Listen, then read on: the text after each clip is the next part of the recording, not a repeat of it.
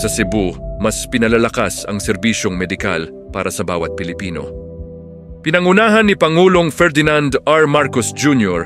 ang paghahatid ng tulong sa Cebu Provincial Hospital, Balamban. May hatid na wheelchair at mahahalagang kagamitang medikal para sa mga pasyente.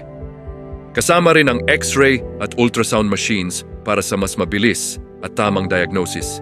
Nagkaloob din ng sapat na gamot at tulong pinansyal para sa mga nangangailangan.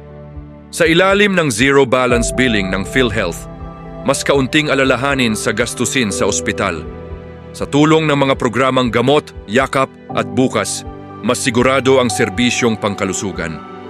Mas maraming Cebuano ang magkakaroon ng kasiguraduhan sa kanilang kalusugan. Serbisyong ramdam. Sa ilalim ng Administrasyong PBBM para sa bawat Pilipino.